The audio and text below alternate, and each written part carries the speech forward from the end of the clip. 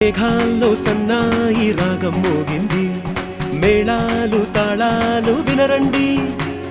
సిరికి శ్రీహరికి కళ్యాణం కానుంది, శ్రీరస్తు శుభమస్తు అనరండి. అచ్చతలు గంటో పెళ్లికి అర్థం చెప్పారంటూ, మెచ్చదగు ముచ్చట ఇది అని సాక్ష్యం చెబుతామంటూ, జనులంతా జై కొట్టేలా జరిపిస్తామండి. అందాల కుందనపు బొమ్మవని